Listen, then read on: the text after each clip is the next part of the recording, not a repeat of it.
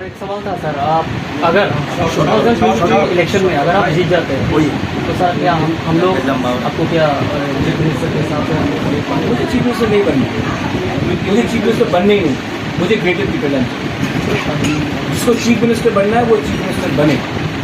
मैं chief minister से ज़्यादा ऊपर जाना चाहता हूँ, मैं आपके दिल में बैठना चाहता हूँ। मुझे लाल बत्ती नहीं चाहिए, मुझे ये सब फैसिलिटी नहीं चाहिए, चीफ मिनिस्टर का बंगलो, चीफ मिनिस्टर का गाड़ी, वो सब मुझे नहीं चाहिए। तो एक बार भी देखा गया सर आपके टीआरडीसी इलेक्शन जीतने के बाद आपको मैंने एक एस्कॉर्ट नहीं लिया है, मैंने एक बंगलो नहीं लिया, एक गाड़ी।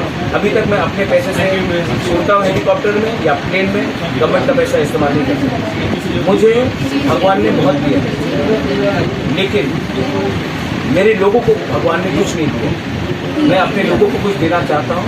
उसके बाद मैं स्कूल खोलूँगा, कॉलेज खोलूँगा, हॉस्पिटल खोलूँगा। मुझे पॉलिटिक्स में कोई इंटरेस्ट नहीं है। मैं अपने लोगों को 2023 में कुछ देना चाहता हूँ। कॉन्स्टिट्यूशन में क्या thank you sir for your valuable